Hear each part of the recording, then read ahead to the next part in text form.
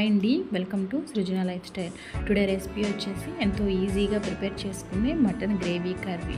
చపాతీలో కానీ రైస్లో కానీ చాలా టేస్టీగా ఉంటుంది. ఇప్పుడు ఇది ఎలా ప్రిపేర్ చేయాలో వీడియోలో చూద్దాం. ముందుగా స్టవ్ వెలిగించుకొని ప్యాన్ పెట్టుకొని దానిలో 100 గ్రాముల ఆయిల్ వేసుకోవాలి. ఇప్పుడు అందులో ఇలాచి, లవంగం, చెక్క, మిరియాలు వేసుకోవాలి. అలానే సన్నగా కట్ చేసి పెట్టుకున్న ఆనియన్స్, పచ్చిమిర్చి కూడా వేసుకొని బాగా ఫ్రై చేసుకోవాలి. ఇప్పుడు ఈ ఆనియన్స్ అన్నీ బాగా ఫ్రై అయిపోయాక ఇందులో 2 పెద్ద టమాటాలని కట్ చేసుకొని వేసుకోవాలి. వీటన్నిటిని బాగా ఫ్రై అవ్వనివ్వాలి.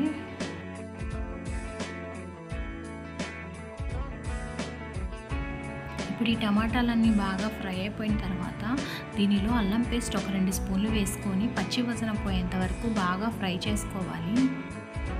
ఇప్పుడు ఇదంతా బాగా ఫ్రై అయ్యాక ఇందులో ఎండు కొబ్బరి పేస్ట్ వేయాలి. దీనిలో గసాలు, 2 చెక్క, 2 లవంగాలు, 2 ఇలాచీ కూడా వేసుకొని మొత్తం బాగా గ్రైండ్ చేసుకున్న పేస్ట్ వేసుకొని ఇది కూడా పచ్చి వాసన పోయేంత వరకు బాగా ఫ్రై చేసుకోవాలి. ఇలా ఫ్రై అయిపోయిన తర్వాత పుదీనా, కొత్తిమీర కూడా వేసుకొని మొత్తం బాగా మిక్స్ చేసుకోవాలి. ఇప్పుడు ఇందులో మటన్ని బాగా క్లీన్ చేసుకొని ఉప్పు, కారం, పసుపు వేసుకొని బాగా ఉడికించుకోవాలి. 5-6 విజిల్స్ వచ్చేంత వరకు కుక్కర్లో. దాన్ని ఇప్పుడు ఇందులో వేసుకొని మొత్తం బాగా మిక్స్ చేసుకోవాలి. ఇప్పుడు ఇందులో కారం 2 స్పూన్లు వేసుకోవాలి. అలానే ధనియాల పొడి 1 స్పూన్ వేసుకోవాలి. అలానే గరం మసాలా పొడి కూడా 1 స్పూన్ వేసుకొని మొత్తం బాగా మిక్స్ చేసుకోవాలి. ఇదంతా బాగా ఫ్రై చేసిన తర్వాత ఇందులో మనము మటన్ ఉడికించిన వాటర్ని వేసుకొని బాగా మిక్స్ చేసుకోవాలి. ఇందులో నేను సాల్ట్ అయితే వేయట్లేదండి. ఆల్రెడీ మటన్ ఉడికించేటప్పుడు మనం వేస్తాం కాబట్టి మనం చూసుకొని దాన్ని బట్టి లాస్ట్లో వేసుకుంటే సరిపోతుంది.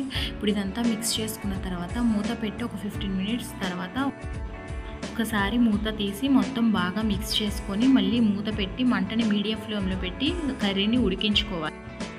15 మినిట్స్ తర్వాత ఒకసారి మూత తీసి మిక్స్ చేసుకోవడం, అంతేనండి. కర్రీ అయితే రెడీ అయిపోయింది. ఇది చపాతీలో కానీ, రైస్లో కానీ, బగారా రైస్లో కానీ దేనిలోకైనా చాలా టేస్టీగా ఉంటుంది. ఈ వీడియో కనుక మీకు నచ్చినట్లయితే లైక్ చేయండి, షేర్ చేయండి, సబ్స్క్రైబ్ చేయండి, పక్కనున్న బెల్ ఐకాన్ని క్లిక్ చేయండి.